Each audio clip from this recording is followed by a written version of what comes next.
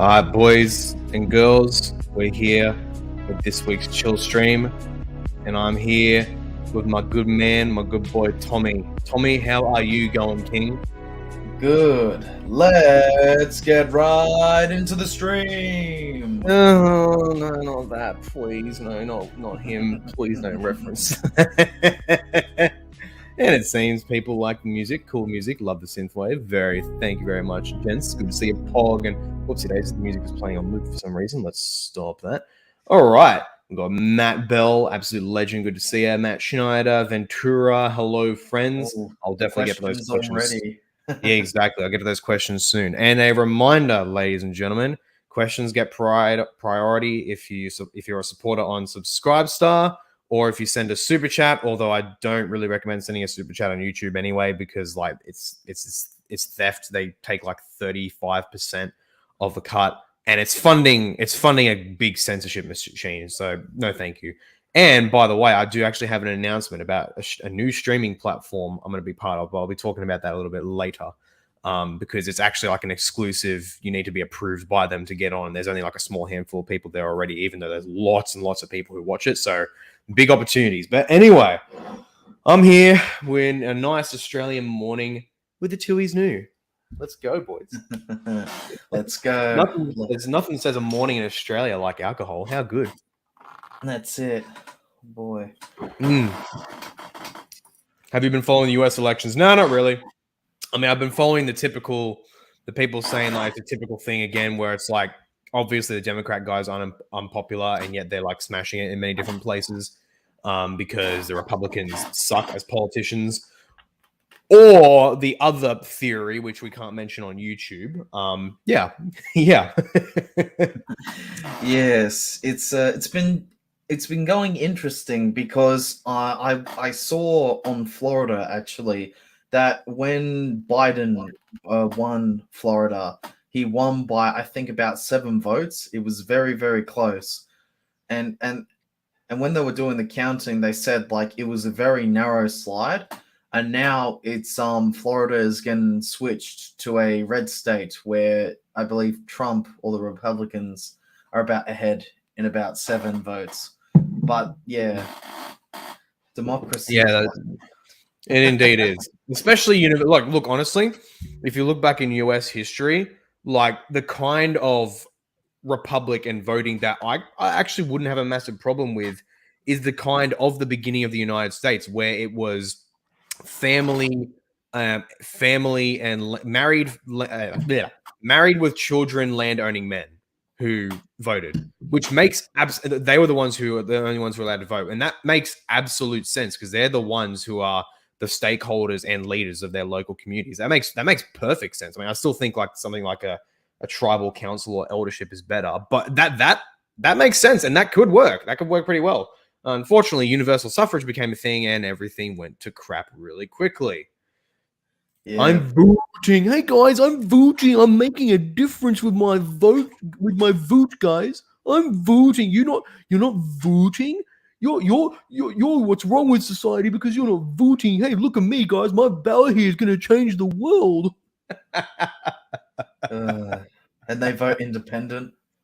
Oh yeah, and they vote, or in the US's case, they vote Libertarian Party. Libertarian Party is literally, they have no reason to exist. They are literally useless. Their entire thing, intentional or not, is to leech votes from the Republicans, which is just freaking stupid. That's just absolutely stupid. It is absolutely qualify public university students from voting, and it'll be fine. Not just that, but that will go a long way. 100%. Oh yeah, definitely. 100%. Attacking the universities. I'd be fine with sacrificing my vote if I was still studying at uni, because like I don't give a crap about voting much anyway, except just to like, I don't know, just to have some fun at the voting booths. Yeah, that's it. Stakeholder voting based, but universal suffrage, Basada. Are you cooked, man? Universal suffrage, bro. Athanasius. If universal suffrage was real, universal suffrage is what persecuted Athanasius in the early church, because all these dudes and their heretics could just do whatever they want. How to turn that back on you? Libertarians just make Democrats win. Pretty much. I wouldn't be surprised if they're controlled opposition, honestly. Yeah. Have you heard of the Palmarian Church? It's a recent schism in the Roman Catholic Church of Spain. In fact, they had claimed to be real Catholics and have a pope and everything. I have, yeah. It actually looks amazing. It actually looks hilarious. I That's forgot the who's the guy. latest thing.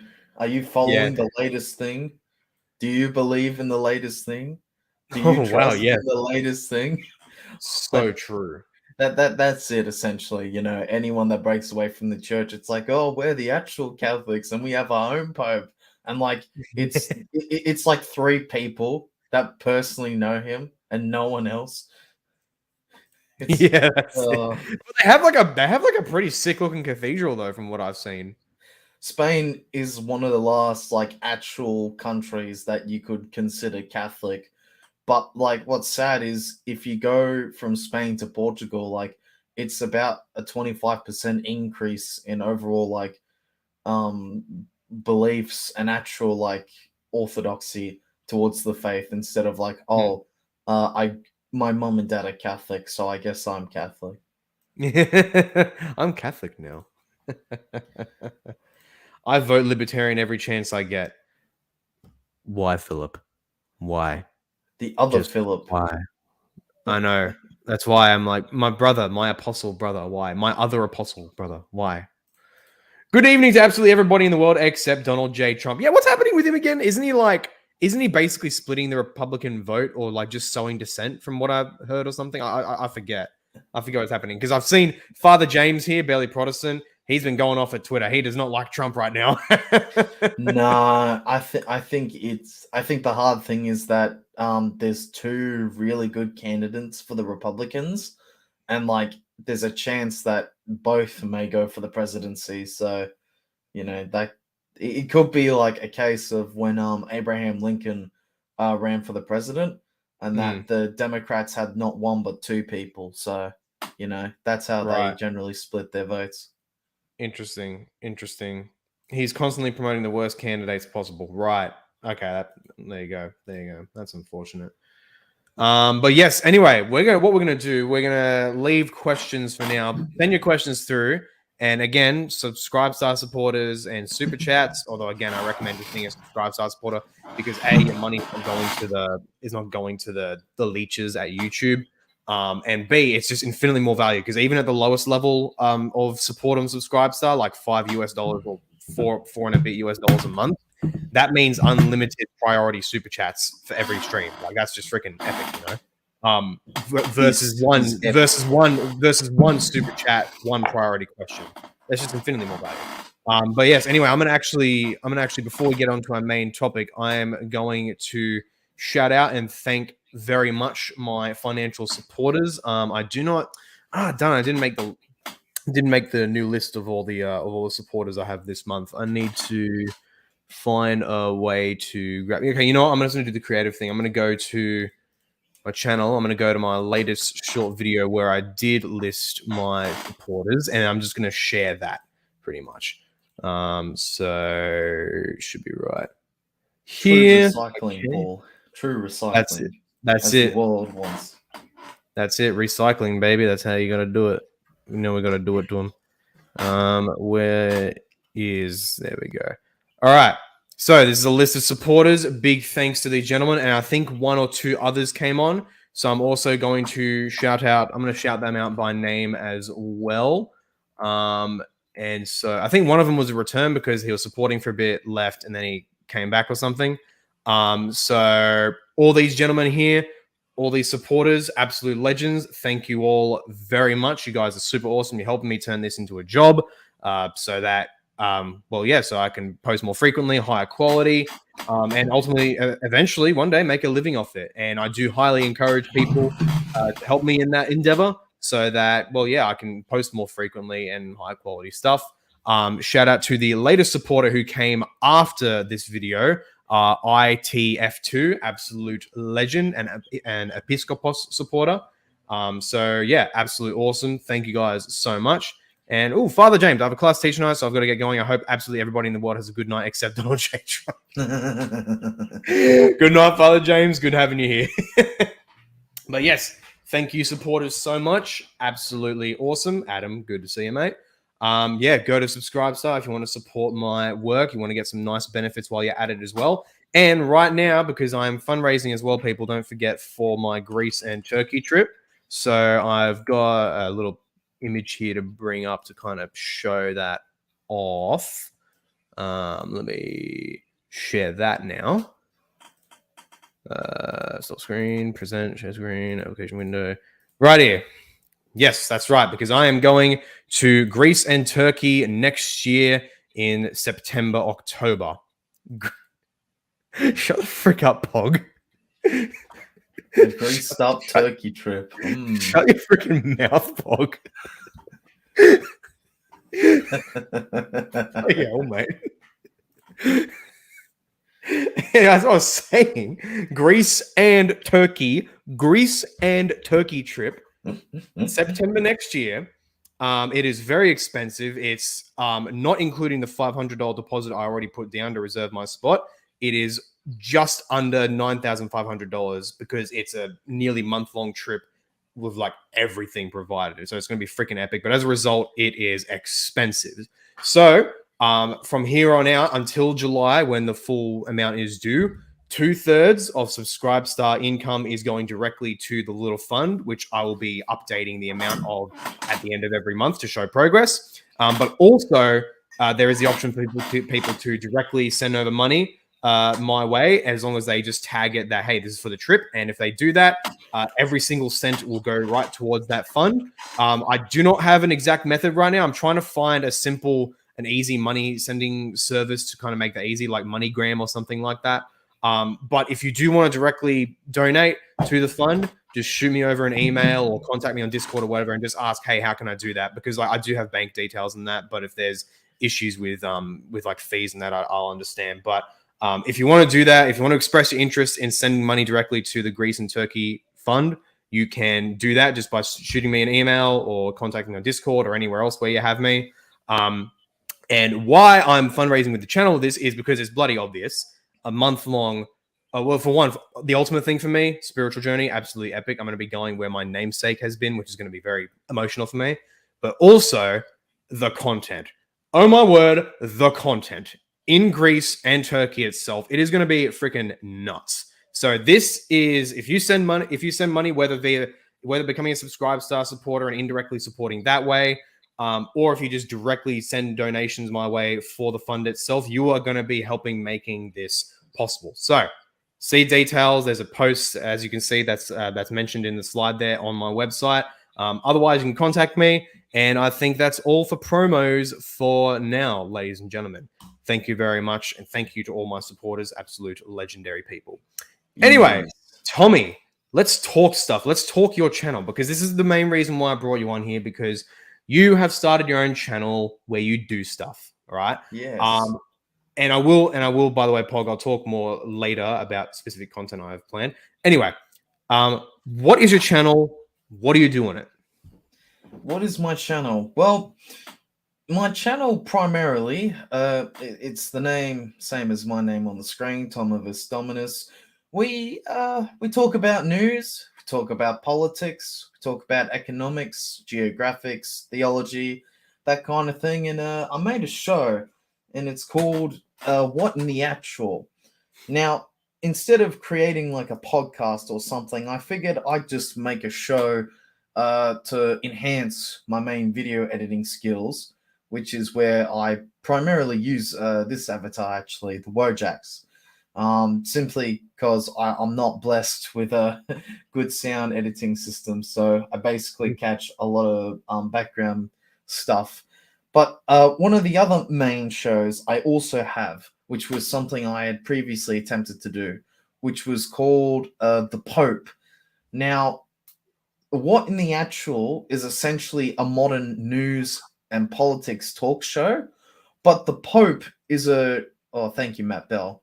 The Pope is a show that's based on telling the story of every single pope that has lived throughout history. And right now, we're actually just about to end in the 2nd century, and we're about to start in the 3rd century with my latest episode coming out probably in December. And I yes, really like that series, people. You guys should definitely watch it, because it kind of does the, What's that unbiased history of Rome? The guy the guy who does the unbiased history of Rome. It's almost like that, not as outrageous as that, but it's in that same vein of telling real history with like a really memey format. So it's really good that way. Highly recommend it. All links in the description below, by the way, to Tommy's channels. Yes. That would be Dover Hattie that you're referring to. That's it, Dover Hattie. Anyway, keep going. Keep going. Well, yeah. So basically, I started off. I created a handful of episodes, like just simple things that are like the first episode was like just talking about Canada and what they were doing back in February of this year. With the the spicy jab needles, and then I got my first badge of honor because then 2 days later I uploaded a video based on Ukraine, and within the space of 10 minutes it was taken down under their misinformation policy. And they used this excuse because all the footage and photos that were that came out on the 24th of February, I claimed had actually come out on the 25th. And under YouTube's misinformation policy, you cannot post past content and claim that it's current. So it was instantly removed, and I got yes. Yeah. Oh, that's funny. Oh, that is so funny. Oh, Yes. Bailey Prox with a super chat legend. One more thing. Donald Trump's mum freaking destroyed him. Anyway. Yes. Yeah, so we made a video about Ukraine that got taken down, which is why I also started my BitChute channel, because I was getting more support from there, not just on YouTube. And then for the next couple of episodes, I did like one was on Ash Wednesday, inflation. I did a popular one that was the rules of the internet, and then I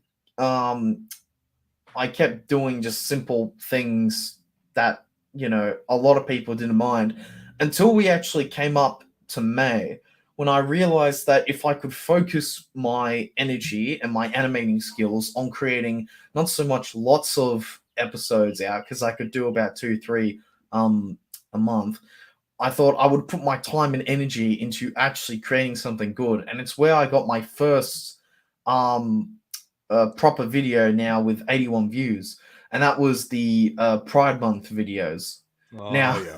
Yes. Now, after I published the first part of the Pride Month video to essentially test the waters, I waited till the very end to post the second part, and that's when I got my first official YouTube strike. And the video was, and the best part was about this was the video, I thought YouTube thought 10 minutes to take down the Ukraine video was pretty surreal. So how about 30 seconds after uploading this video under the guise of hate speech? Yes. Yeah, it took 30 seconds to watch the 10-minute video, guys. Like YouTube work hard. So funny. Yes. But it was I remember you told me about all this when it was first happening, and I remember just thinking, bro, they have it out for you, just straight up. They found you early, and they're just freaking bullying you now.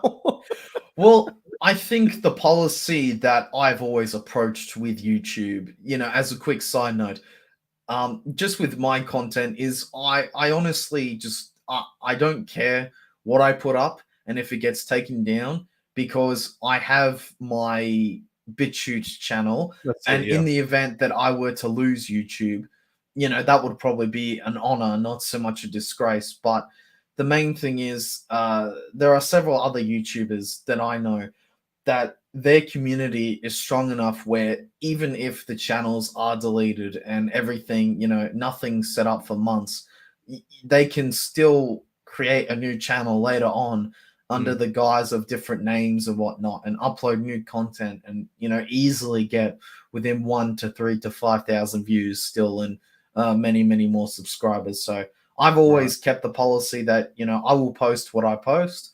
I understand it's not my platform, but I'll post content that I feel is, you know, content that I wish to show.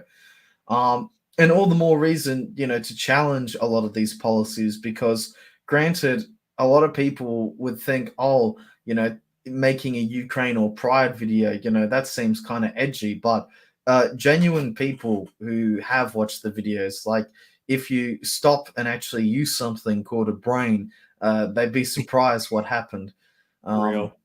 Because, like, yeah, they're simple videos. In fact, you could even argue that they're more pro towards the current thing than really against. Yeah. But yeah, I made a video just afterwards, the cliche, oh, we need to talk. And I just highlighted to a lot of people, and this was when I made my Twitter, I just highlighted, like, you know, it's so important to do a lot of the simple things that a lot of people be like, oh, you know, they always say hit like, subscribe, share, comment, and all that. But a lot of that actually does go a long way. Like even now in the live stream, when all you guys commenting, you know, that's something so simple, but actually does go a long way for everyone, not just us small creators. And truly, like, I was blessed because after these terrible things, I was blessed because I got my very first sponsorship program by a very famous YouTuber by the name of the Armchair Historian. Now, everything which was detailed was public, so I'm free to talk about this. He created a game which was called Fire and Maneuver. Yes, on that note, smash the like button. I'll just occasionally be bringing up chats when I think they're relevant, so you don't have to distract yourself, and you can just keep talking as I do it. All good. Yeah, so I grew. I got a sponsorship deal with the Armchair Historian to do a review on his game when it was still in beta. But by the time I did the review, the game had actually been fully released to an extent. And yeah, that was my next major hit video, which is currently standing at about 150 views. And it was, yeah, kind of the start of when I started to really take my content more serious and actually learn in terms of editing, in terms of how music and sound works, how to animate a lot better, essentially properly challenging myself to get good. And get good, mate. Get good. And after that, we just had an amazing streamline of successes with one of my most popular videos, the monkeypox, which I'm extremely surprised did not get taken down. But in saying that, I hope my stream doesn't get taken down for you just saying that.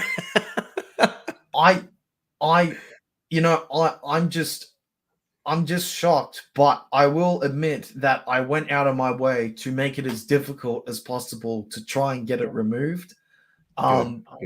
But yeah, from there we just had a streamline of successes, and that's when I began the Pope series once again. And I've been extremely happy with the content overall. I've got 3 episodes right now of the Pope, and I've got 12 episodes of What in the Actual. And just recently, I can say proudly that I know I've been making good content because I stated that, you know, I wanted to spend genuine time creating things that I liked.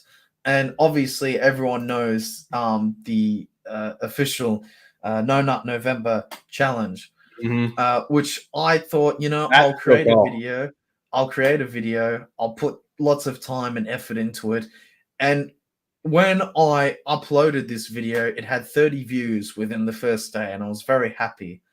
But as of now, we are standing at close to 2,300 views. Oh yeah. And we got close to 40 subscribers. We've got 140 likes. So That's right. you know, at the end, and that's BitChute, I believe. No, sorry, that's YouTube. That's YouTube. Yep. 40 subscribers. YouTube. People, let's make that 50 plus subscribers today with Tommy. Go and subscribe to his channel right now and watch his stuff after this stream. Let's pump up his stream. Let's see if we can get him to at least 50 subs today. I'm gonna bring up his channel right now to see where it's at. Oh wow, never mind. You're at 77 subscribers right now. 77. Oh, it's gone up then. That's good because we're at 73 this morning. Yeah, thanks, guys. Never mind. Never Thank mind. you. Let's make it 100 today. Why not? Let's make it 100 subs, people. Go to his channel, people, if you haven't already, right now. And I'm not just saying it because he's my friend. Well, okay, large part because he's my friend, but also large part because it's a genuinely good channel. He makes genuinely good content, even though he doesn't have the absolute god tier equipment and software that I have. He still makes fantastic content as he does. So go to his channel right now, sub. Let's pump those numbers up. Let's get him to 100. Yes. Legend. I'm doing my part. 79, bang, 79, just like that. Let's go, boys. Let's keep going. Let's keep pumping those numbers up. Share it with your friends. Anyone who wants to see, who likes their memes. They want to learn about the history of the popes, quote unquote, the popes, and and also they like their current political commentary, but with a nice twist of banter alongside it as well. Share with all those people, get them to sub, get it happening, people. Yeah. What do you mean we don't, Paul? We don't hear you. I am. What are you talking about? I'm talking. No, that's probably just that's just you. You can hear me, Tommy. Can you? Yeah. I think. Yeah, sorry, bro. I think that might be your end. Sorry, man. Yeah, sorry. Yeah, audio's okay. Yeah, there we go. Tiffany, good to see you. Very good to see you. Absolute legend. And she has just subbed to Tommy's channel. Where is it at right now? Refreshing. 80 subscribers. Let's go. Keep pumping it up, people. Let's get it to 100 today. And it's not just going to be, and it's not going to happen if it's just people watching here. Share with your friends and family. Get them subbed now.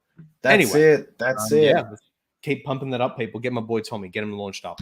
Bring in the cavalry. Oh, never mind. I am rotted. It's something on my end.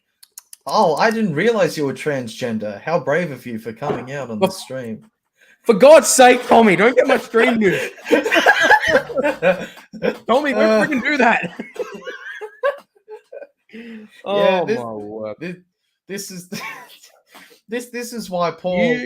This is why Paul loves me, guys. You bloody numpty, mate. You bloody numpty. This is why Paul loves me, guys. You know, you gotta. If this gets taken down, or if I get a strike or something, I'm bloody finding you. Paul, you're actually very lucky because this is actually a great segue to talk about YouTube strikes. Something that thank you.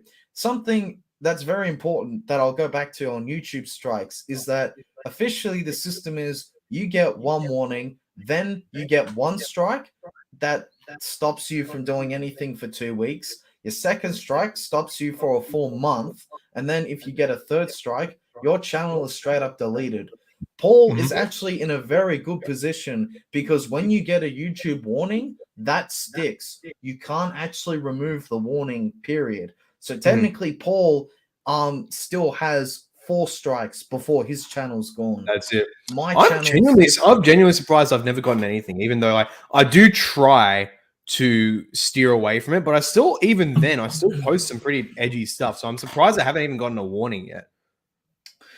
Yeah, I don't know. I guess I'm partially surprised, partially not. Probably because my streams, when I do streams, they're so autistically long that few to no moderators are bothered to go through them. But even then, I've got pre-recorded videos. Like the 2 videos that took off my channel responding to people who promoted homosexuality from the Bible. Those are edgy. Those are genuinely edgy. They're great. They're still some of my best videos ever.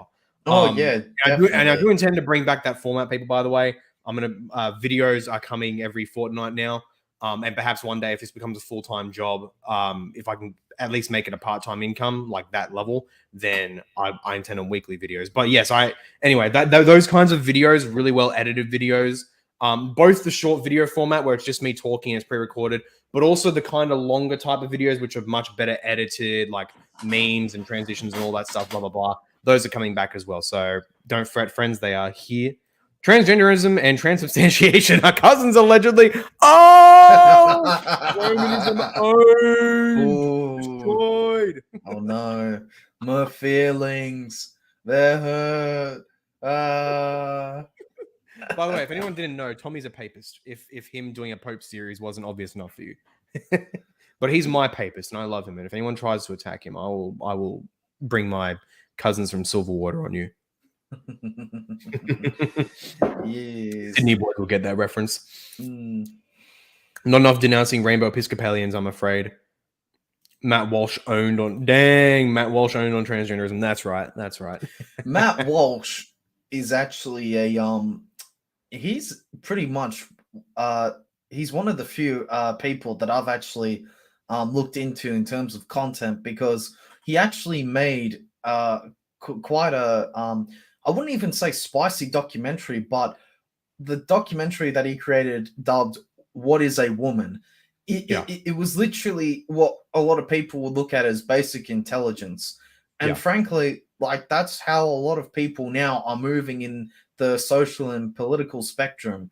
Is that you're not looking at, oh, is it a left or right wing issue? It's no, like it comes down to basic questions that they really do have basic answers. Like a lot of them can be answered with a yes or a no. And sadly, a lot of people are understanding that now. They're not, they don't want a complex issue that requires a complex answer. They want to understand the issue, but also understand the answer.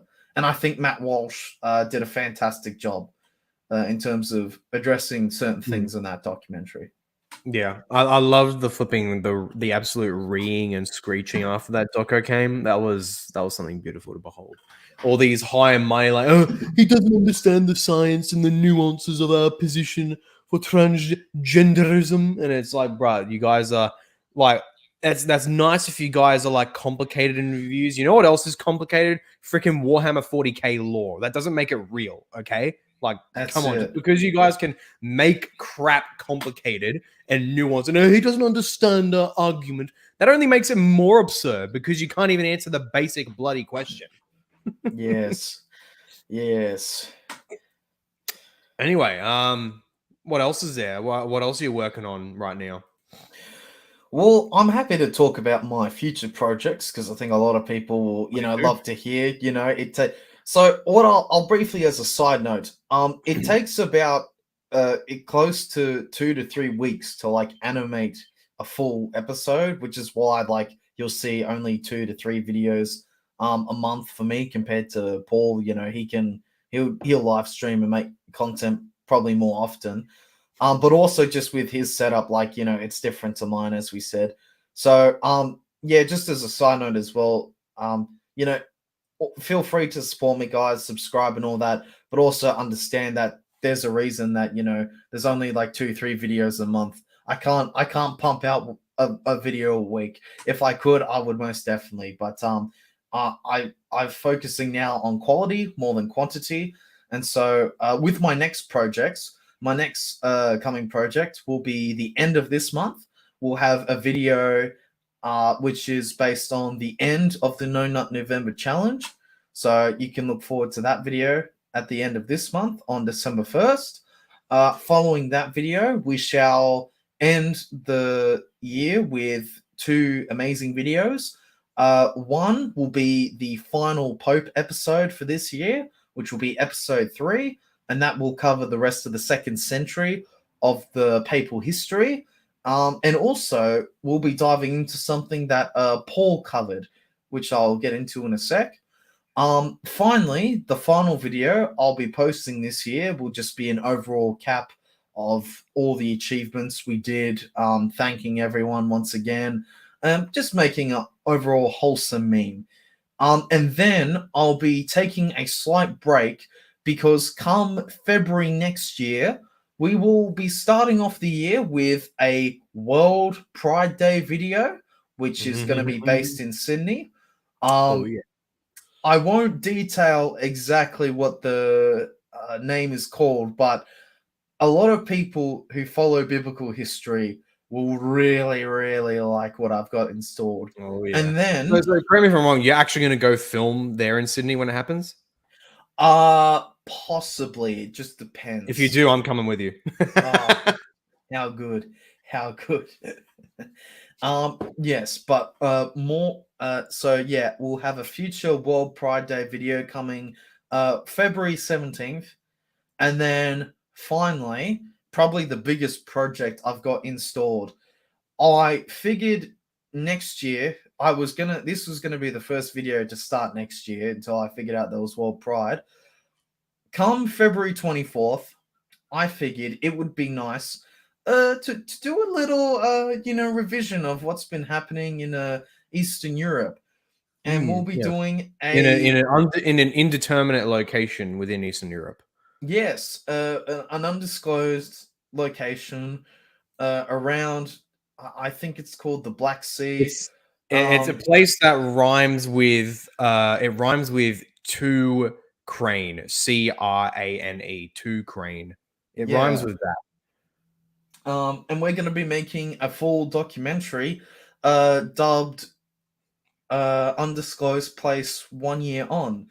But obviously, y'all are intellectual and know what I'm referring to. But yes, we're going to be doing a full doco, essentially covering a year of everything that's happened in this place. And what I'll probably do is every year, the same date, I'll probably keep covering the war until it ends.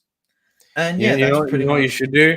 You should add like with those docos, those YouTube docos now, or even regular docos where they'll have like animated demonstrations of how battles went about. You should just with this unnamed war, you should simulate it in Hearts of Iron 4. Yes, ironically enough, I was actually looking into map animation, like proper map war animation recently, and a lot of times I have been thinking of Hearts of Iron 4. Nice. So yeah, that might be something.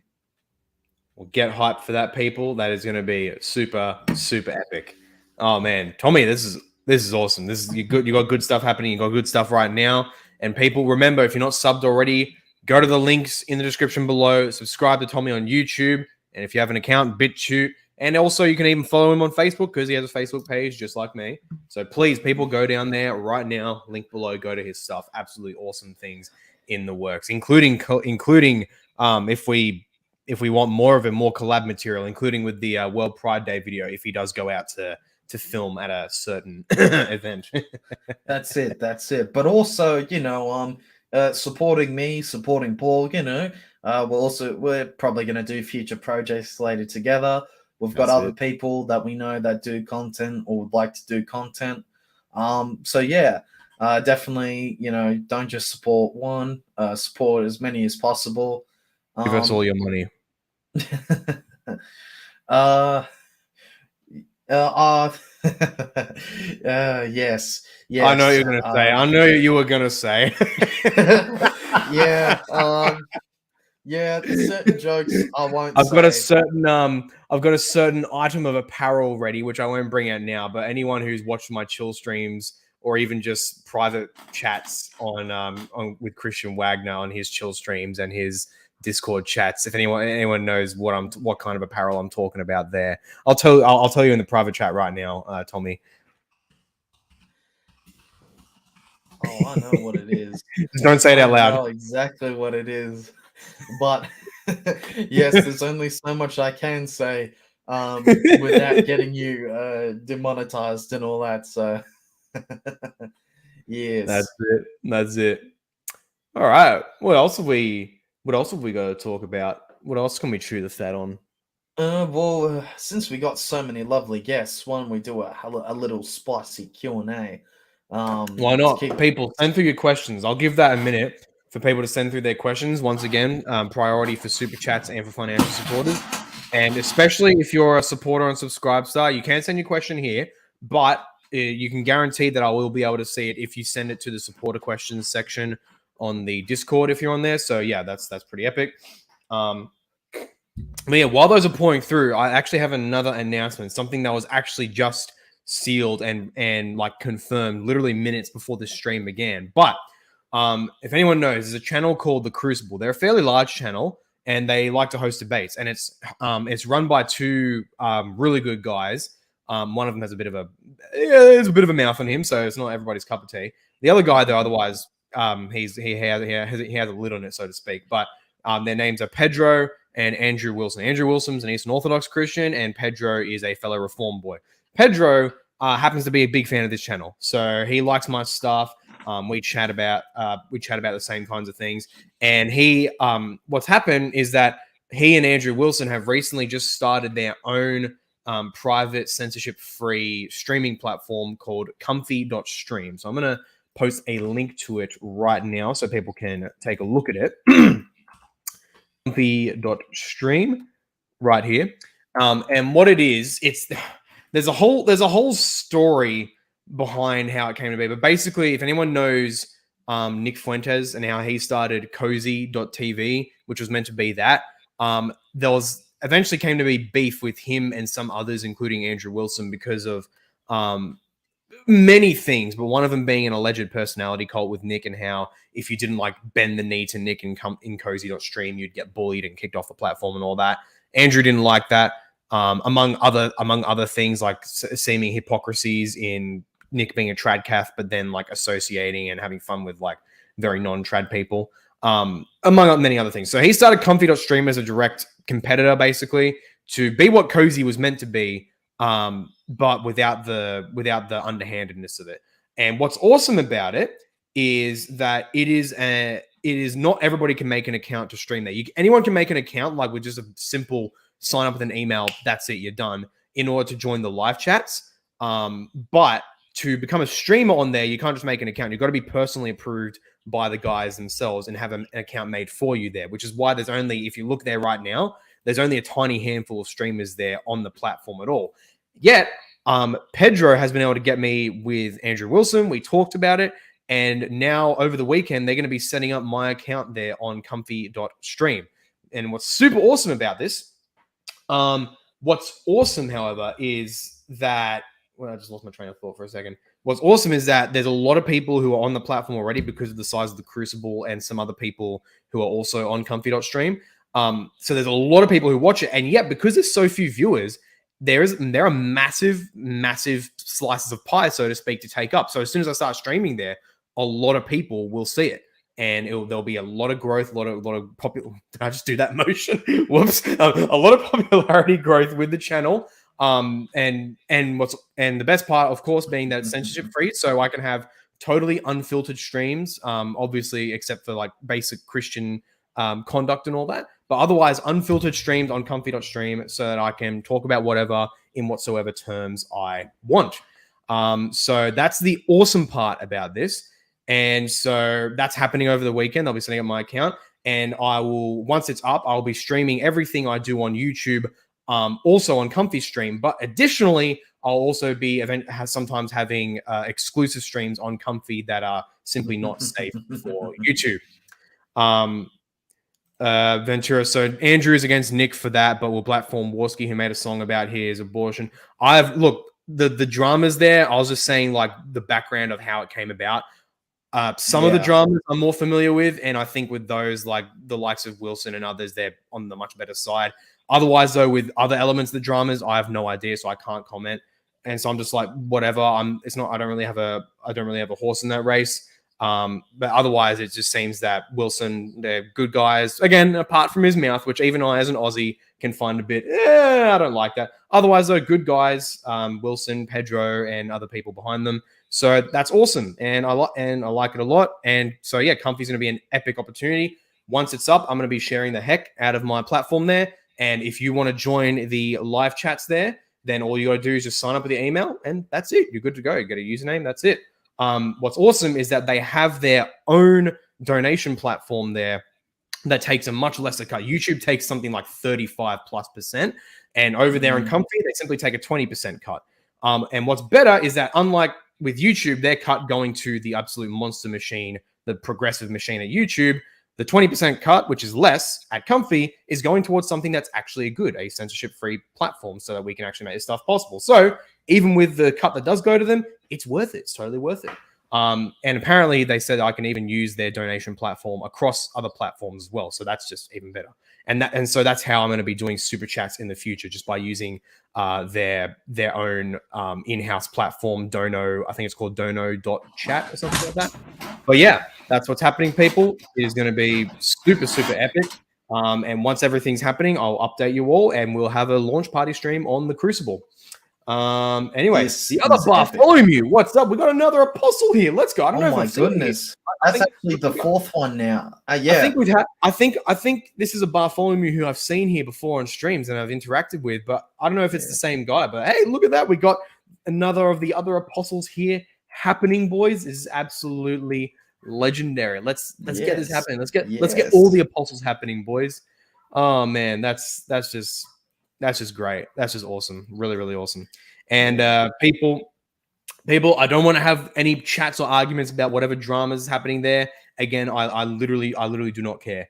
Apart from like very basic elements of it, like if Wilson and others, they were genuinely really bad people and bad actors and all that, then no, I wouldn't want to support this at all. But from what I've seen in the basic level, they're fine. And any other dramas that are happening seem to be niggling at details and all that. So I don't really care a whole ton. Otherwise, though, even then, it's a means to an end. The platform itself is what I'm after. Even as Wilson himself says, they don't care about personality cult. They don't care if you like him or not or whatever. I do like him, but that's a great thing of respect. He's not demanding loyalty, so to speak, from people who join Comfy. That just doesn't matter, which is fantastic. Absolutely great. So yeah, people, that's happening. Absolutely legendary. I will update you guys more. Once it's done, once it's happening, which should be over the weekend. They're going to be getting someone to contact me to get the account set up. So yeah, check out comfy.stream, people. Check out that channel and keep an eye out for me. Once it happens, I will update you all. Anyway, very long plug on that is now over. Definitely need the other Peter to tell Catholics that he's not the first pope. Oh, big brain moment there. Oh no! Yeah, no, it was actually the other Peter is my proper Romanist alter ego. So I don't know what you mean there. It was actually actually there were a lot more popes, but they had a different name. They were called the Pontifex Maximus. Yeah. Oh man, Reason and Theology Live, the show dedicated to how's it go? The show dedicated to host Michael Lofton.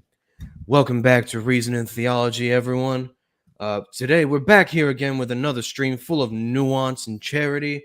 As we ask, why is the East wrong about everything? Because they do not have the papal magisterium. They do not have any more the apostolic succession because they are not united with the see of Peter.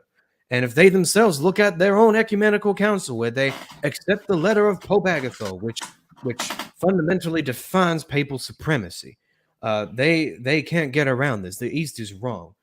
Please support this channel for more hyper nuance and charity. Yeah, so Lofton again did the mega coping again. He clearly doesn't understand the transcendental argument.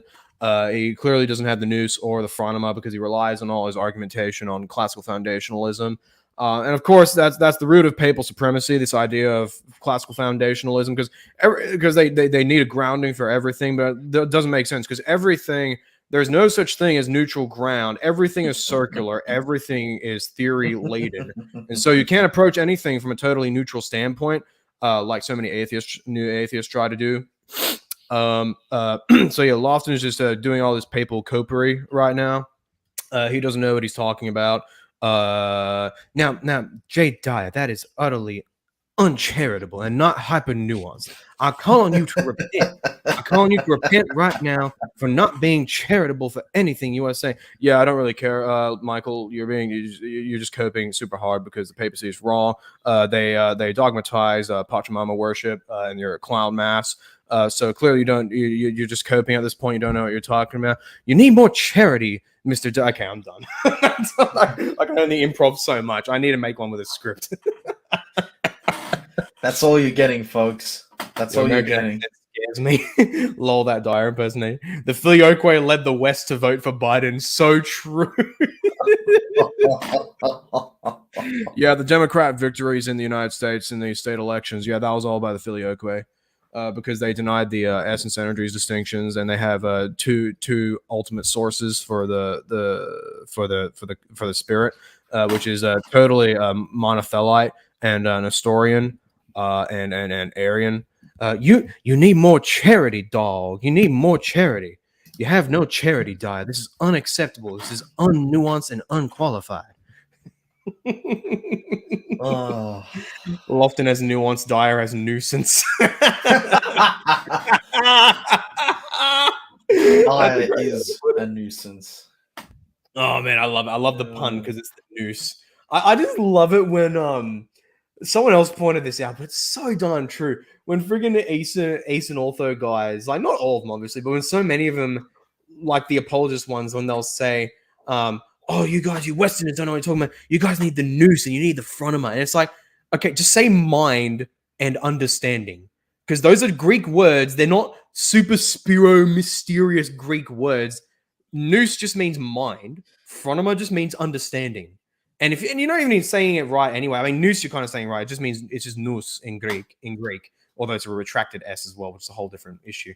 But with phronema, if you want to be all the mystical, the Greek and all that, then say it properly. Say phronema, not phronema or not phronema or phronema. It's phronema. There's Greek. Do the right pronunciation if you're going to be so autistic about that. Oh man, Lofton resorts to charity only in dire situations. In dire situations. Dire situation. I caught that. I didn't catch that at first, but I quickly did. That's so true, though. That's so true. Oh man, that stuff is funny. Have you kept up much with those dramas, Tommy, with like Michael Lofton and Dyer and all that, or? You know what? I made a passing comment on, I think, private messenger to you once, talking about like how stupid a lot of like online drama occurs within many Christian communities. Because I legit remember going on Twitter one day and all it was people posting pictures of like, this person has blocked me. Oh, this shows their true intention. Blah, blah, blah. Me important. They make me angry. And then the other person's like the same, like blah, blah, blah. Me hurt. Feelings angry. Like, bro, who cares? Oh, you got blocked by someone. You know, they're probably doing you a favor. True.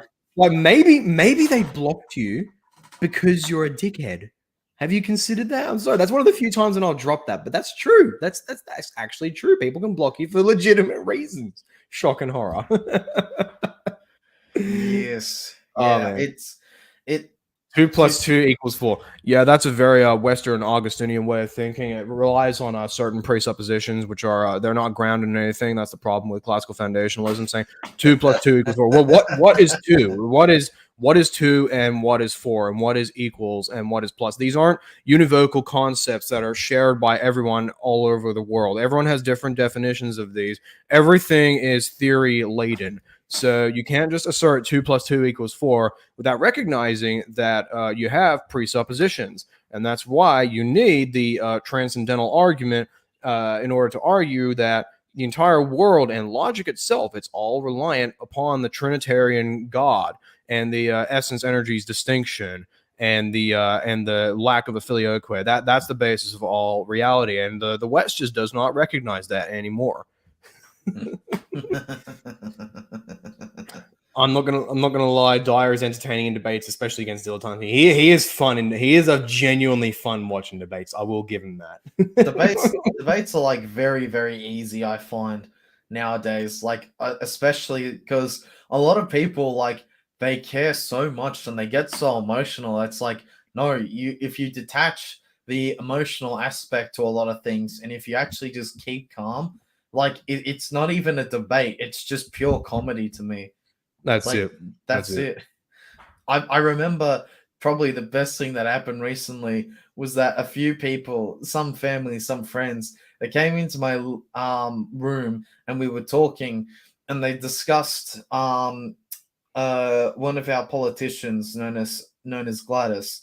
And they said, "Oh yeah, Gladys was very popular," and I simply laughed. And watching the panic from them was pure gold. No, like she was very popular, right? Yeah, she was very popular. Like yeah, she was very popular. It's like so popular. I wonder where she is now. Like Yeah, I wonder where where she is is in life at the moment. where is she now, Paul? Like I can't remember what happened. This popular Something politician. about corrupt business dealings and Parliament. Very popular indeed. Oh, that's just too funny. That is just too funny. Do we want to react to something like videos or something if we can find any? Weren't we gonna do a Q&A, or like did anyone actually send any questions? Yeah, that's true. Sorry, yes, Q&A. We're doing that. Only a few people sent questions though. I'm gonna scroll all the way back up. I'm not seeing any super chat questions or questions from supporters, so we'll just go straight to regular questions then. Paul, would you consider getting involved in polemics and apologetics towards Muslims? I feel like you would make excellent contributions in that direction, inshallah. Potentially, like in the future one day. My stuff's pretty much all focused internally for building up Christians and fighting heretics within the Christian milieu. Maybe one day I'll do stuff with Islam. I'm not sure. Perhaps one day. One day.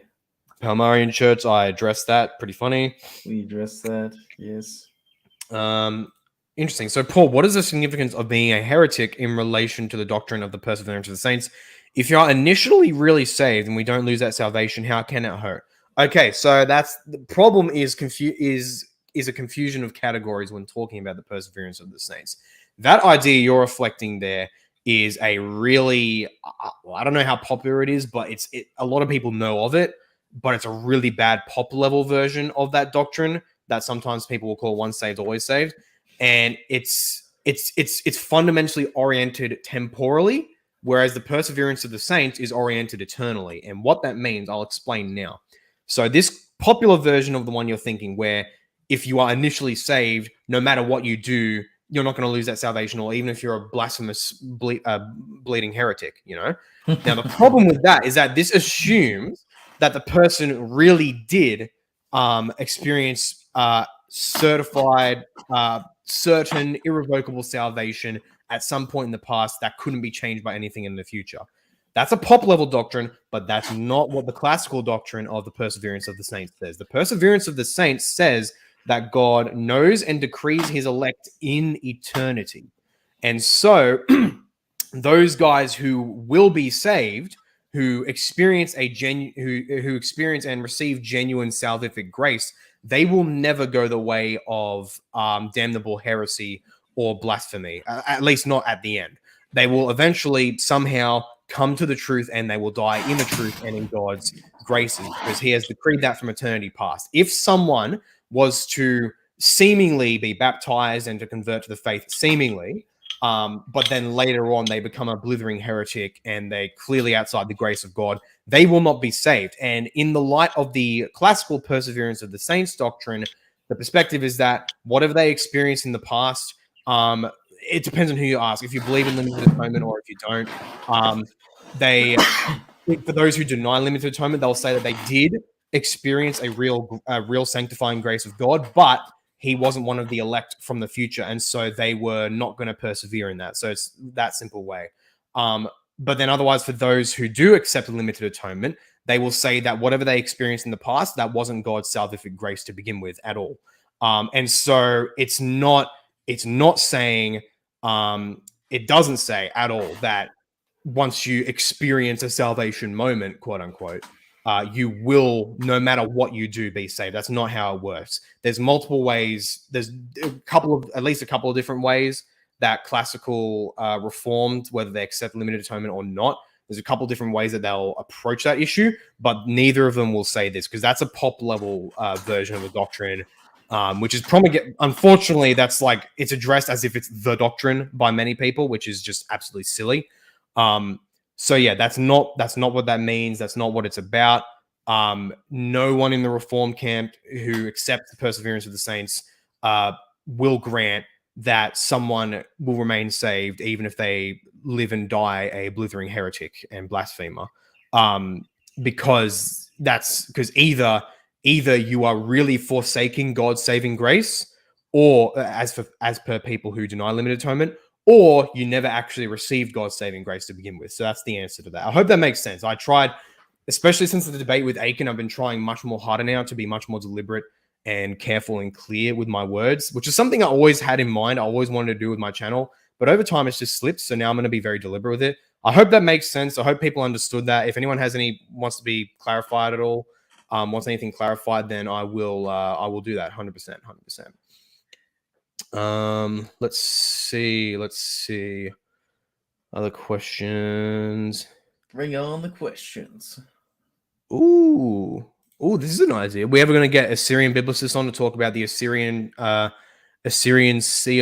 Church of England? Good idea in the future. Hopefully a fun conversational partner. That's actually a mad idea. I've never thought of that. Assyrian biblicists, if you're watching, hit me up.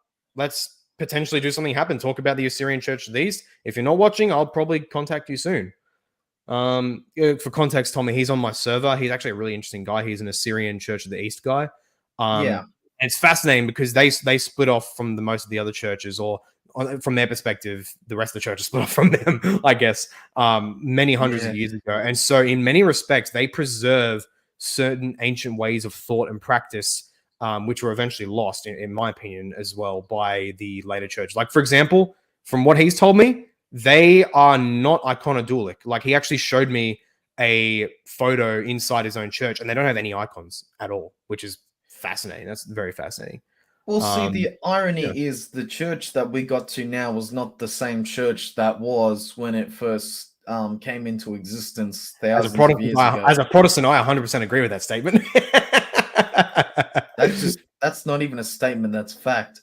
Straight up fact. That's just straight up fact. And now all the Romanists in the chat being like, "No, Tommy, what are you doing?" Context for people: Tommy is awesome because he was initially an unbeliever and then he went straight into the Catholic Church. So he wasn't like a Protestant, and he read some, I don't know, he read some Trent Horn or Jimmy Aiken, and he just, I'm going to become Catholic now. He was an unbeliever and now he's become Romanist. And so as much as I wanted to be Prot, it's better than being an unbeliever. So it's awesome, 100%. Tommy is untainted by the messy world of Roman Protestant apologetics. And that's part of why I absolutely love him. Or in translation, I have a brain and I tend to use it more often than most. Oh! Nice, Gary. Nice. Let's see what else we got. Okay, this is a funny comment. One of my professors recently argued against sexual dimorphism and claimed that sex is a spectrum determined by culture and used intersex and rare chromosomal outliers as evidence, which is absolutely hilarious. About as meaningful as saying there is no such thing as a functional car. That's not a real category because there's also broken cars that either break or were made badly. Like, it's just hilarious. Absolute meme. Yeah, the irony is that many churches, not even just Catholic, they identify the use of sex as first and foremost is the joining of a man and a woman, that they be known as if they were unknown. And then secondly is to literally create life. They're the two main reasons. So yeah, I think old mate is getting I don't know what old mate's doing. Old mate's a bit cooked. Yeah. Couple cans short of a 6-pack. Paul, what's your view on self-defense? I think Augustine had an interesting view that soldiers and guards were allowed to kill in duty, but private citizens sinned if they did in self-defense. If that is an accurate representation on his view, first half is good, second half is cringe. Because I don't think anything in the scriptures, like when you see in the scriptures talking about suffering persecution, it's always in the context of suffering persecution for Christ's sake. And so, and also not retaliating and all that. That's like not the same thing as self-defense. It's virtuous. It's certainly virtuous, 100%. More virtuous even to willingly suffer and not pay back evil for evil. Uh, for the sake of Christ, for being a Christian, for carrying His message. That is not the same thing as saying, therefore, you can't defend yourself in a normal situation. That's just absolutely silly. Doesn't make any sense at all. And that's compounded, especially when you consider the natural obligations, as Scripture itself acknowledges, of, for example, fathers over their families. Would you be like, to anyone, honestly, who may hold a view like that against self-defense? I want to look them in the eye. Look me in the eye if you're watching right now. Do you genuinely believe that a good father, a good Christian father fulfilling his obligations as a father, would remain such if, say, some burglars or whoever broke into his family's house and they were beating up and doing you know what to his family? Would he be a good father if he just stood by and didn't do anything because, oh, Christ said don't pay back evil for evil? Would he be a good father? Is that what a father should do?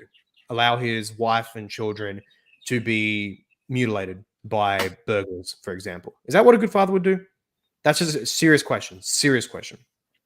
And I think it's bloody obvious the scriptural pattern is no. Absolutely not. And I don't need, and someone will say, oh, where's a verse that says that? You don't need a bloody verse for everything. You don't. There's basic assumptions established in scripture that they establish a baseline assumption and understanding of things. And it's manifestly clear that the obligations of superiors to their inferiors include, if it comes to that, physical violence. Maybe I'll make more content on that in the future, but we'll see about it. Oi, Silhouette Films, good to see you, mate. Good to see you. What do you think about phytobaptism, the baptism of dogs? That's retarded. That's stupid. Humans are baptized, not dogs. That's just dumb. No. Yeah. Joseph Connolly. If you are truly saved, doesn't that mean the Holy Spirit changes you to repent? Salvation through grace still plays a factor given our fleshly desires, though. So let me read that. If you're truly saved, doesn't that mean the Holy Spirit changes you to repent? Yeah, 100%. Yeah, that's exactly that's a given. Unless you're a Pelagian, that's a given. Yeah.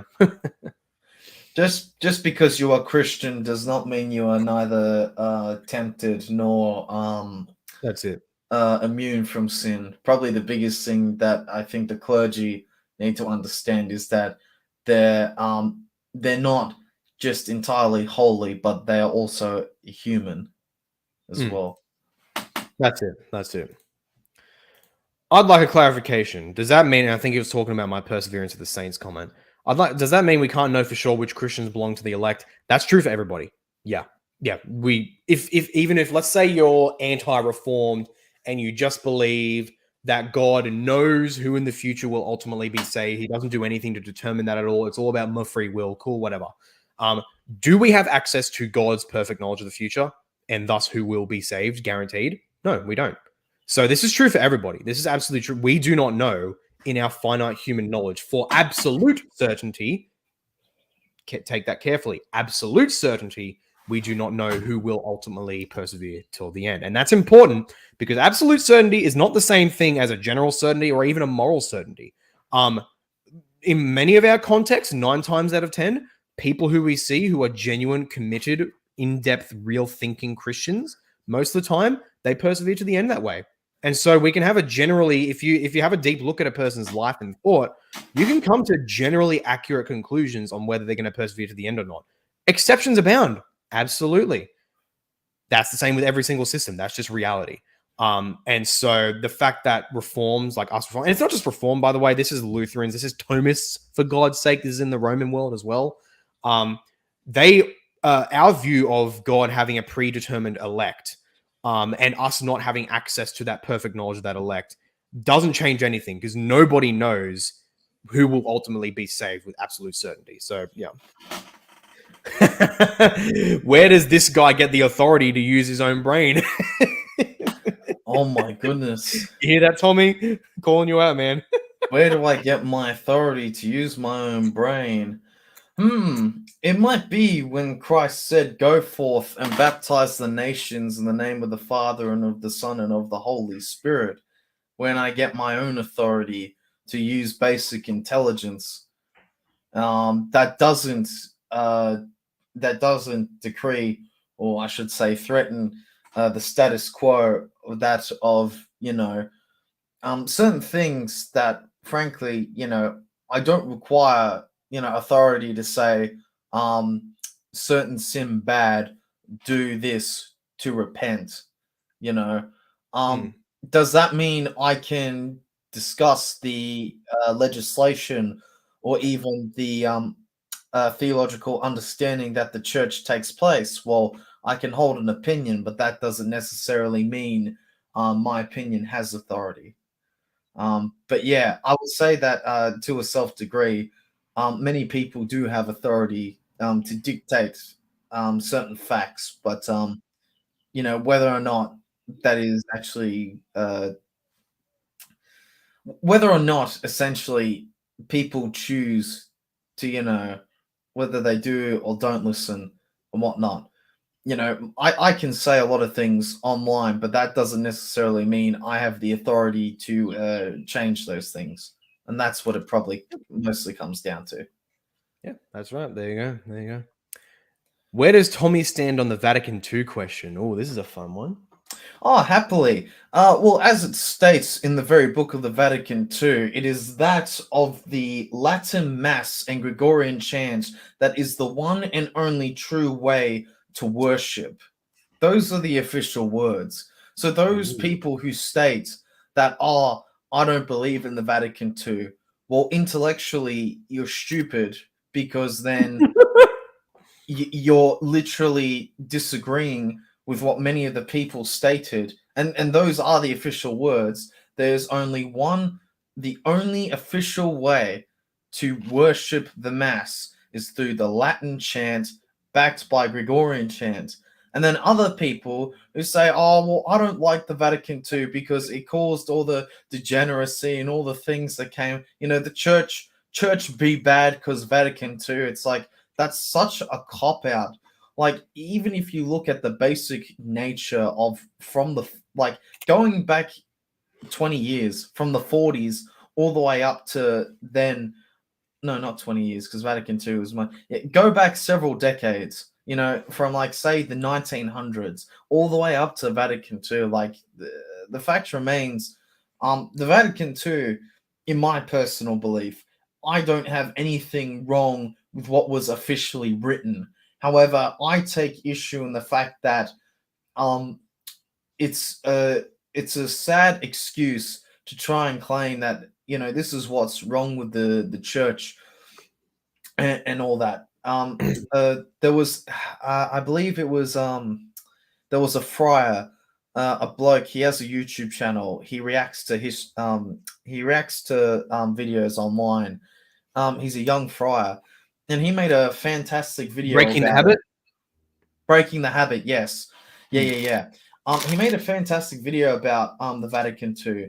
Um, you know, the fact is, the church has always had consistent change, whether it is the time of Peter or up till now with Francis.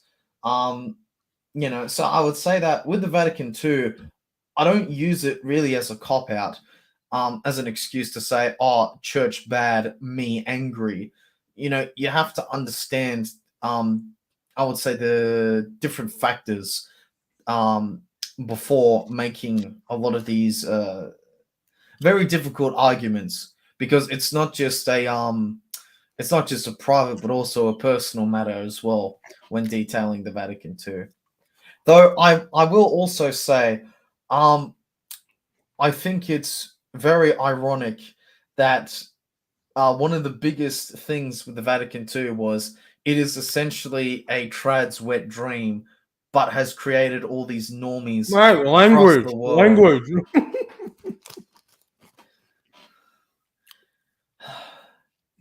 But yeah, I would say that, yeah, I support the I support what was written, not what was practiced, in layman terms. There you go. There you go. Um, excuse me, got some chips in my mouth. Many will say to me, Lord, Lord, did we not prophesy in your name, cast out demons, and do many mighty works in your name? I declare to them, I never knew you. Depart from me, you workers of lawlessness. There you go. Base proof of divine election. Can't a Catholic say he knows for sure that a certain father is a saint, therefore in heaven? Well, he can say with a great degree of certainty because of the canonization. But as far as I'm aware, canonizations are not infallible. Like there was once, for example, Simon of Trent.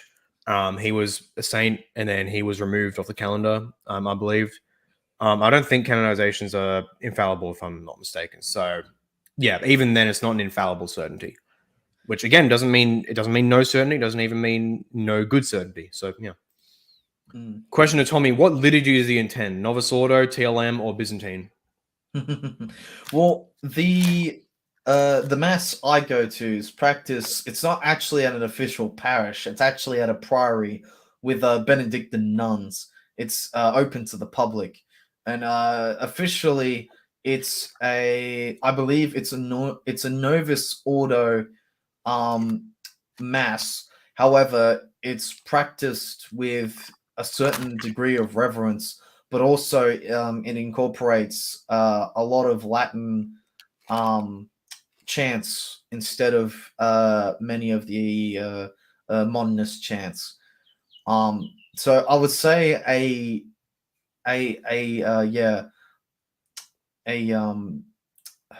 what will be a more traditional Novus Ordo than a poor Latin mass is what I would say. Okay, there you go. There you go. Logic is the devil's religion. I only need J. Dyer. So true. That guy doesn't believe in hell being eternal. Lol. J. Dyer? I don't know about that. Do you think the Pope having temporal power, i.e. the Papal States, was a good thing for the Church or no? Oh, that's a great question. I think that the fact that the Pope is not just the head of a church, but also the head of a state is probably a fundamental good thing. Because, frankly, the ancient saying of what you have to practice what you preach, unfortunately nowadays, the Vatican, by law, has to follow the same legislation as that of Italy because of the deals that it made. However, when we look at the fact that the Pope, was not just the head of a church, but the head of a state, to a degree, that also brought in not just the officiality, but also to a degree more authority. I apologize. There's a jet going over my house. Oh no! Now we're going to articulate your exact location. Yeah, I apologize if anyone heard that. There's a RAF base nearby. But yeah, I would say the fact that the Pope holding an official state means that there was probably more authority towards the church then than there would be for saying now. Especially since the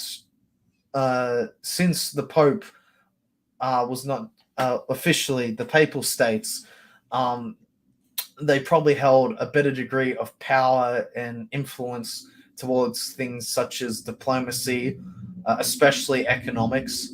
And I would say that overall, the idea in theory for many things tends to be good. However, as I stated earlier, though clergy are holy, they are human.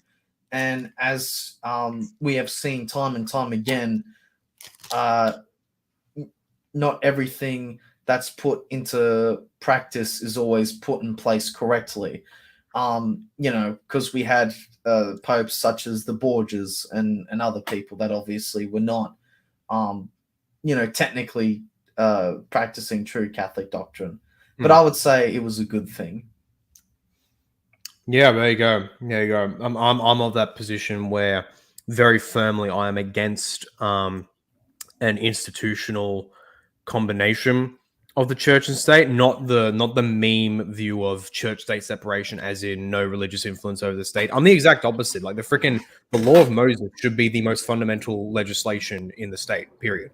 But by that I more mean I think you kind of referenced it, where And Tasty Beats kind of brings it up here when he says religious temporal power doesn't mean priests become politicians; it means politicians become priests. But I guess both those ideas as well, politicians becoming priests and priests becoming politicians, I'm very much against that, because these are two very distinct institutions with very distinct goals. Same foundation, same master. They must all submit to and carry out the law of God.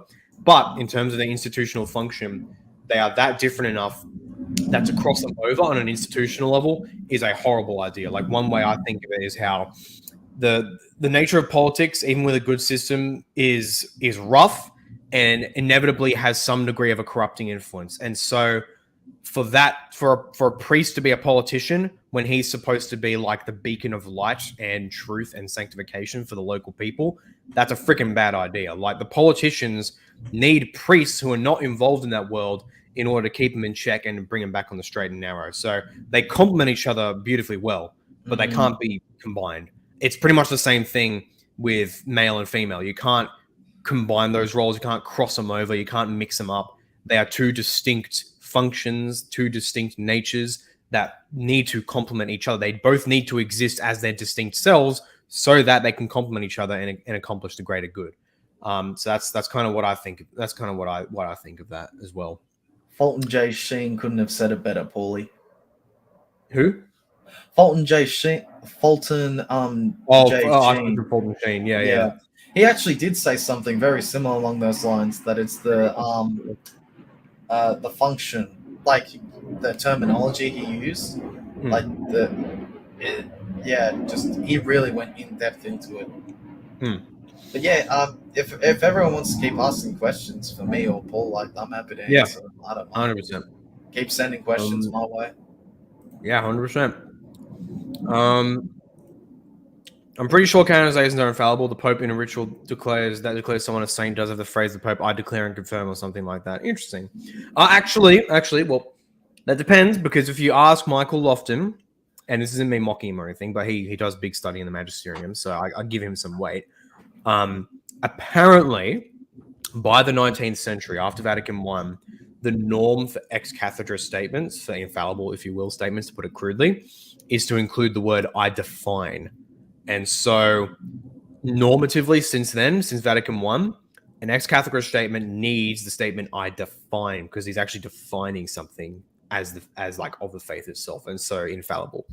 So to simply say declare and confirm, that's authoritative, 100%. You need to submit to it, but that's not infallible, I don't think. So I'm actually not sure about that. Steve Christie, good to see you, mate. Question: Arminianism affirms God has an elect, some believing it's unfair if God doesn't regenerate a person to choose heaven. Calvinism, but isn't God knowing most will go to hell unfair? Well, that's part of the issue.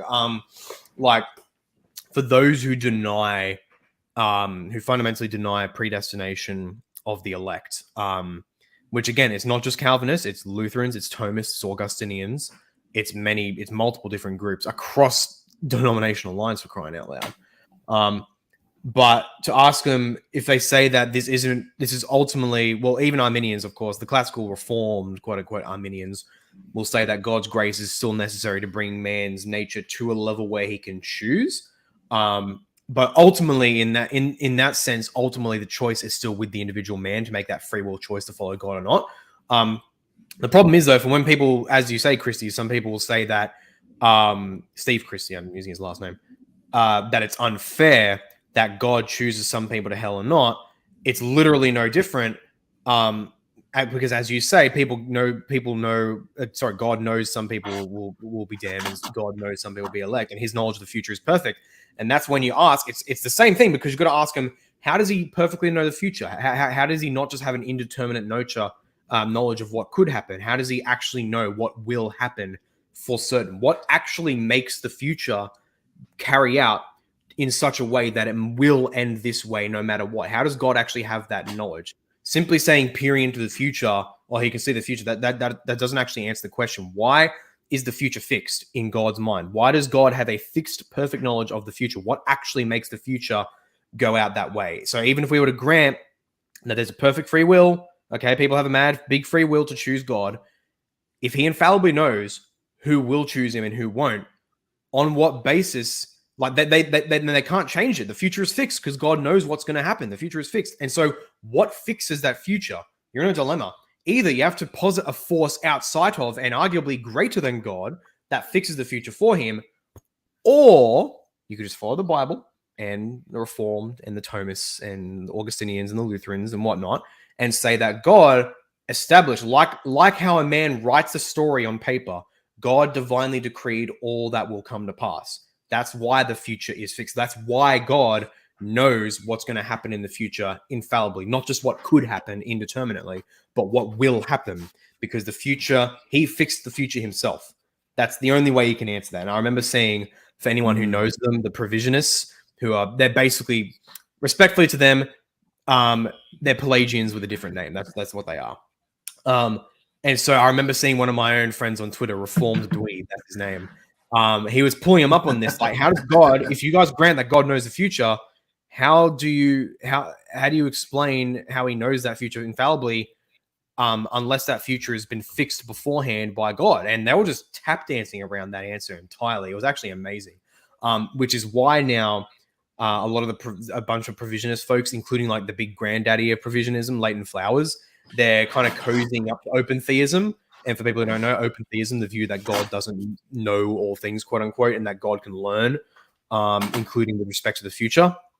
And so even the likes of Leighton Flowers, and I think if I read them right, the provisionist perspective guys were, again, I can't remember, so I'm not saying this for absolute certain, but I think I saw them come to Leighton's defense when in that podcast he came out and said that we shouldn't exclude open theists from the table of fellowship.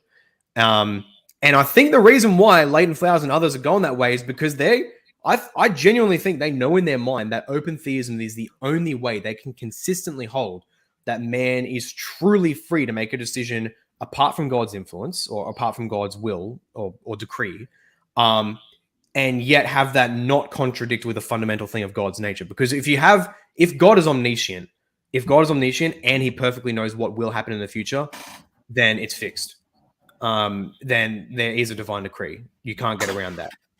But yeah, it's funny. But even then, even with open theism, that wouldn't actually, you can still get questions. But either way, it's really funny. It's genuinely funny. 1 + 2, Peter doesn't say I define checkmate papers. Snap, let's go. Let's see. Calvinism better than Molinism? So true. Did you see Lofton's interview with Matt Fradd where he stated that the canon was passed down from Jesus and the apostles, but it's possible that more books could be added to the Bible? Oh my word. Yeah, that was great. That was really juicy, because Trent, he's writing on the fact that Trent, the Council of Trent, apparently it defined these books are canonical, like no question, but it didn't say that there couldn't be other books that we haven't defined yet. So he raised that possibility. He said repeatedly it's extremely unlikely, but the fact that he even allows for that possibility, I think, speaks leagues. Because at least for Roman Catholics of his view, they want to have their cake and eat it too. They want to say that everything we believe is passed down from the apostles, but then they also want to say, like, if they can't show with any historical evidence that something they believe is shown in history, that they can just say, oh, it developed. That's it. It developed. So having their cake and eat it too. Not all Romanists, but at least with Lofton's brand, in my opinion. Isn't Catholics praying to Mary borderline idolatry? Not borderline, it is. Next question. Genuine question here, but if we're saved by faith alone, how can abortion victims be saved? I'm uncertain of all my views yet on, like, what about those who can't believe, quote unquote, like an unborn fetus? There is the perspective that actually unborn, that even infants and potentially even unborn do have a faith in Christ. Not sure how that works. Open to it. But otherwise, assuming that's not true, my thing would be to say that this is the normative principle of salvation. Normative, and it assumes certain preconditions like the person's ability to believe, but that it wouldn't necessarily be in effect if someone like an unborn fetus can't believe. So that's what I'd say. Like, we can't say either way whether they are or are not in heaven. So I have the optimistic hope that they are, and there's nothing in Scripture that speaks against that hope, unless you insist on a very Western absolutist reading of statements like being saved by faith alone, as if it means that anyone who is incapable of believing will be damned. That's a very Western way of thinking, because ancients and even medievals, and really just before the modern era, they'll make absolute sounding statements, but which rely on a specific context and do not apply necessarily to every single context. That's the key thing to get through, and that unlocks so much meaning in Scripture. It really does, and ancient sources generally. If not so much in terms of really, I wouldn't say this would be an answer to the said question, but probably something to take of note. When going before judgment, it's probably safe or best to assume that God will be something that a lot of people are not, and that's honest.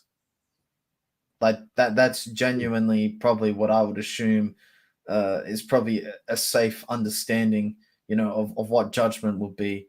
A lot of people will look, obviously they look down upon it. They say, treat thou as if they are thy neighbor and all this and all that. But the main thing with judgment is that it's not harsh or cruel. It is legitimately honest. So that would probably be the safest thing to look at in terms of these difficult things when discussing all victims of abortion and all that. There you go. Did you see the J. Dye Eric Ibarra debate? I've watched a bunch of it. That was from a while ago. I want to finish it though. I don't think I have. That's kind of where Reason and Theology, all their dramas with their Eastern Orthodox guys like Jay Dyer and my boy Craig Trullia, that's where it all started to go downhill, all the beef in that, which lasts to this day. So yeah, Calvinism and Molinism, so true. To allow for free will, God has to limit his knowledge. Simple foreknowledge leads to open theism. Base. Paul affirms that puppy latent flowers is cozying up to open theism. This is false and clear displays the other Paul's total depravity. Wrong.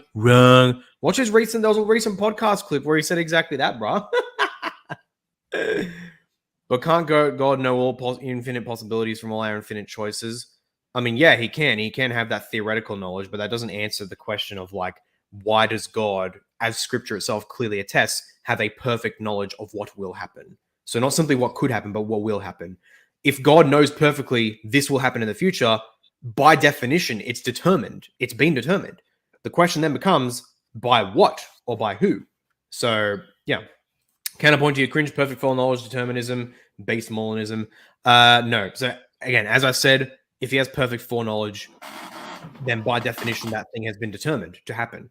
And so, what determined it? Or who determined it? So, everyone has the same problem. Also, the lack of nous L plus ratio. Your mum lacks a nous. I got him.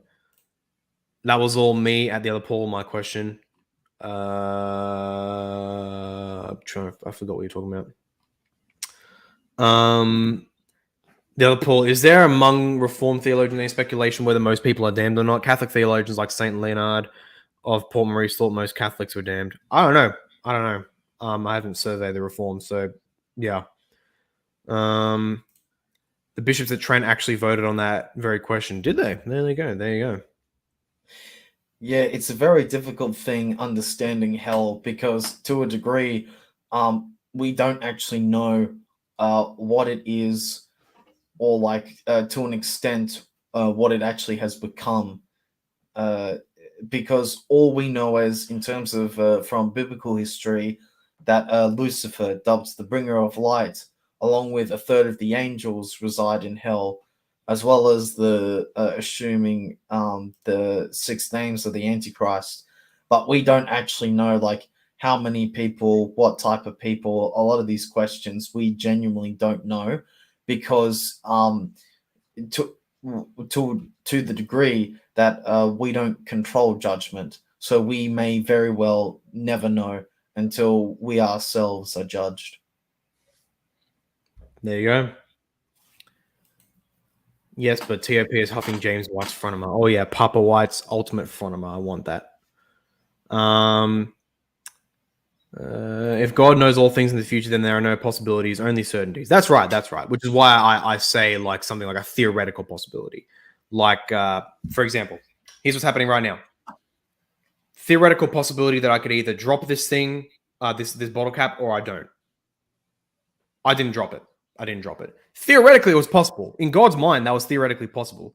But the only real possibility was that I wouldn't drop. That was that I would not drop it because God has decreed all that happens from all eternity. So there you go. Lofton equals canon equals my question. I asked Lofton about that. Okay, got it. Oh yeah, that's right. Yeah, because it was your question, but someone did a super chat to get your question in. So that was actually kind of cool. Yeah. What else is there to do? I don't know. What else is there? Do you want to react to my I've got a couple. Actually, you want to react to my Heresy Slander 2 video? Sure, why not? Have you seen that yet? I think I have. It's the best. I just want to watch it again now though because it's just so good. Why not? Okay, share screen. When it decides to show up. Let's see. Where is it? It should be here. Here's Slander 2. There we go. All right. Let's have some fun, friends. All right, let's do this. What's the Scooby-Doo coming after you? What a solve that mystery. I see you, Scooby-Doo. The trail leads back to you. What's the Scooby-Doo? What's the Scooby-Doo? We gotta follow you. Gotta solve that mystery. I see you, Scooby-Doo coming after you. Oh, good old avocado.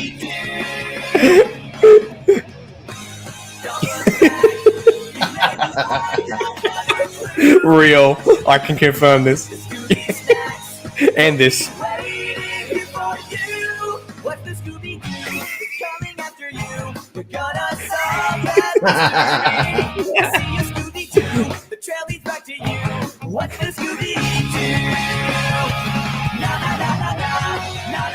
This is a niche one, I'll admit.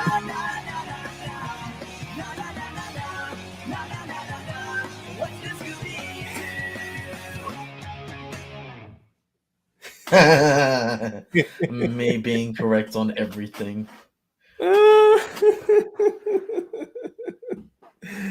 Oh man, the second one's definitely better than the first one in my opinion. There you go. And I intend to end it with a trilogy, make it a full trilogy, and the third one will be even better. Base. This is giving me the Obama giving himself a medal meme vibes.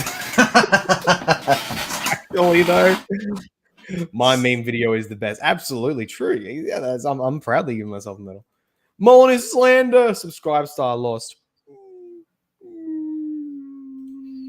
Thank you for being supported, by the way, at Patriarch tier. Absolute legend.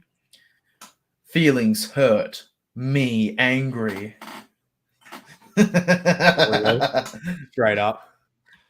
All right. I don't know if there's really much else to do. Yeah, I think we might call it now. It was a nice hour and a half or so chill stream. Yes. Tommy, give your final plugs. Yeah, so check out definitely the YouTube and BitChute channels, but also follow me on Facebook and Twitter, where I'll post the actual links. So if you don't want to get like notifications on YouTube, that's much better. Look out the next couple of weeks because we'll be getting a few more videos coming out this week. But also, if you're in the mood to collab and all that, feel free to message me also on Facebook or Twitter. I do stuff with Paul all the time, so that's it. I'm happy to also do stuff with other people, especially the other apostles. I know there's the other Philip, the other Bartholomew. That's actually a sick idea. I should bring on the boys, everyone who's like the other Philip, the other Bartholomew. There was an other John once, but I think he changed his name back to something else. But possibly. I think we should try organize. I want to try and organize that. Get the other apostles on, and have like our own Council of Jerusalem or something. Council of Jerusalem, yes. But yeah, just keep supporting me and all that, and yeah, I'll keep giving you guys nice spicy content. That's it, people. Here's YouTube, BitChute, and Facebook are all down below. I didn't get his Twitter, but you can find it. I think you can find it in those links anyway somewhere, can you? You've got all your links in videos and that? Yeah. So All go my to his videos video. have You can links. find all his links. Otherwise, though, people go below, subscribe to him on YouTube, on BitChute, and Facebook. Absolutely legendary stuff. Yeah, Tommy, this is awesome. Thank you so much for joining this chill stream. It's been a pleasure, my man. Yes. Excellent stuff, mate. People, we're gonna definitely hang out IRL again soon. But anyway, ladies and gentlemen, this has been Thomivs Dominus. This has been the other Paul. I hope. Hang on, waiting for the other Christ. For God's sake, mate. I'm sorry. Oh man. Anyway, this has been Thomivs Dominus. This has been the other Paul. I hope you have a lovely day or evening. New video coming out next week. It's going to be a cool one. I'll announce the topic soon or later. Anyway, hope you all have a lovely day or evening. God bless.